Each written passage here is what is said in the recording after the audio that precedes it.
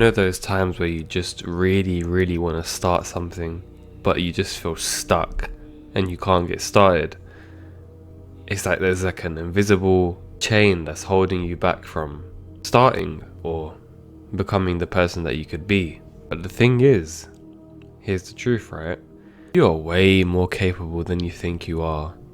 And the fact that everything operates as like thought forms, and pretty much most of our thoughts make our existence for the most part, that just means that you are capable for so much more. The thing is, a lot of us don't really make that step forward because of how easy it is just to kind of be confined by thoughts and how they sort of control us, when it should be the other way around. So let's start off by talking about why we feel stuck in the first place. I mean, most of the time what I've noticed is that it's fear. A lot of different fears exist, and I'd highly recommend that you search up which one you may have, because you probably have one of them even though you might not realize it. So you've got like fear of failure, fear of rejection, even to the point where you've got the fear of success. Like, how can you fear winning, right? It don't make sense, but it's a real thing. And then after, we just convince ourselves that it's way easier to just sort of stay where we are because of the risk of battling fear. It's literally difficult as hell to really deal with the fears that exist within your own mind. What's life without risk, eh? So, since our brains are pretty adaptable and our thoughts are pretty adaptable, as long as we're conscious of it enough, I guess in the science world you'd call it neuroplasticity, which is like the ability to like learn new stuff and make new neural connections. So like habits basically, right? Just the way you can just get stronger with each thought form. So if you failed before, you can kind of wire yourself to try again and succeed. If it's fear of failing, that's your sort of go-to. If it's the fear of success, you could always just really envision getting used to what it would feel like if you do win and if you do accomplish what you want to do.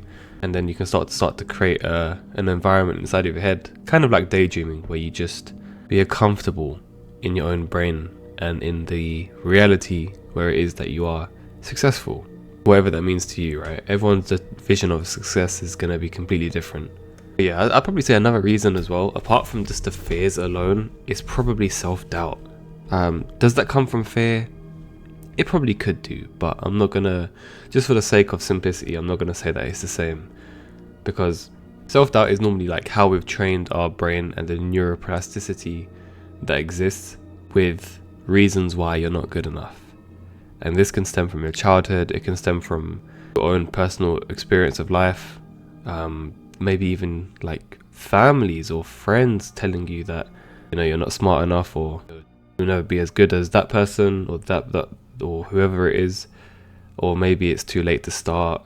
And then it's like, these are just beliefs, right? They're not even actual facts. They don't actually exist. But we've kind of ingrained it to the point where we treat it like facts, and it's not that at all. It's not the case whatsoever. I mean, don't get me wrong, maybe your odds are more stacked in favor of those things, but that doesn't mean that it's completely concrete. So don't let it overwhelm you.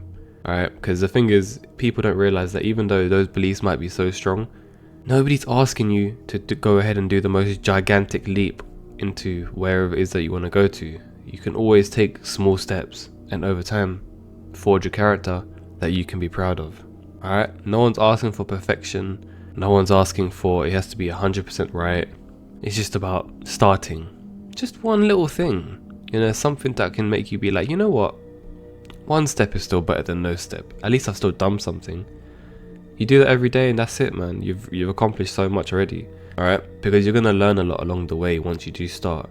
Nobody is born perfect. I don't believe you are. Unless you're an absolute genetic freak or something like that, no. So you kind of have to learn along the way. You have to fall in order to kind of fly, I suppose. And you know, if you like think about it so far in your life, yeah. What are you good at? There's anything you can be good at. If it's gaming, say gaming. When you first started gaming, you were not gonna be good at gaming. You were just gonna be pretty trash.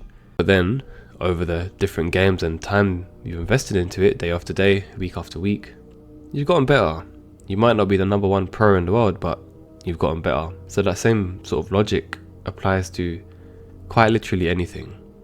But imagine if you said, oh, I'm doomed to be bad at gaming from the start. You're probably not going to play that game ever again.